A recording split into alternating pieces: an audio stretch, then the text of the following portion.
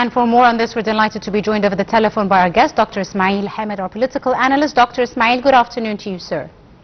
Hello, good afternoon. Thank you, Doctor, for your time. First and foremost, today, of course, a press conference was held by Foreign Minister Badr Abdelati and his Senegalese counterpart, and they discussed several issues, topping, of course, then the distinguished ties and ways to enhance these ties in several fields, specifically in investment and economic development. How do you see today's meeting, sir?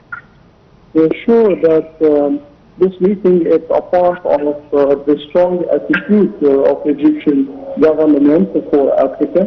And now I think that African files, the African issues, they represent now a great priorities for Egyptian government. Yes. And you know that we had a great relations with the African countries from a long time ago, from even the Pharaonic times and from medieval, from the time of Nasser, and for the independence of the African countries. So it's very important every time to have such a meeting between Egyptian leaders, from the president to the prime minister, from minister of foreign affairs.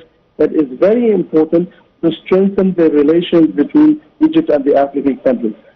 Egypt surely been focusing for a long time for the basin Nile, for the Nile and for the countries of the Indigo, for the African country of the overlooking the Nile. And now it's very important also to open the door also for the West African countries, especially the most important countries of these like Senegal. Senegal, surely that is a very promising country with a lot of natural resources. Yes. And as we said that about the economy and about the diplomacy and also about the strategic questions and issues between Egypt and Senegal, and surely that we should be open for all the files for all the African countries because it is a destiny for Egyptian government for nowadays. Absolutely, Dr. Ismail. And also we're seeing lots of collaboration in different fields, specifically that were mentioned today, energy, agriculture, as well as the mining sectors, which both countries have a long expertise in and opportunities to exchange their expertise. How do you see this part of the talks today between the two top diplomats?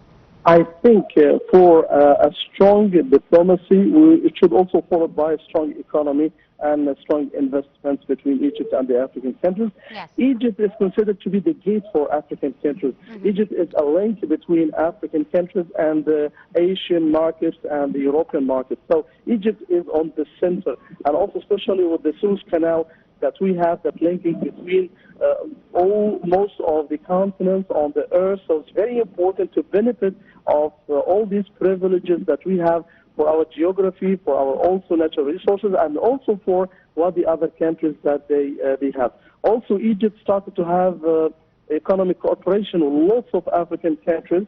I think for that point, for what we call it as economic partenariat, and to have that partnership between these countries, to have lots of commercial exchanging. That's very important to insist on this power.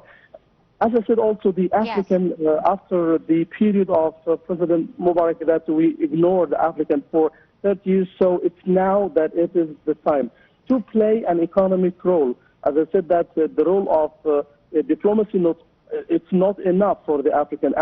They need Egypt to be more stronger in economy and the investment. So Egypt now, I think lots of Egyptian companies that we work now in African markets and African countries like the Arab contractors, the Maqawl al-Arab, they made lots of projects in different countries, and they also, we participated on constructing the dams with the other African countries like Tanzania. We made the dam of in Tanzania there, and we make lots of projects. Yes. So it's very important to benefit Indeed. of the investments with the African countries. Right, we'll leave it at that. Dr. Ismail, our political analyst, thank you very much, sir, for your time and your insight this afternoon on our Panorama News.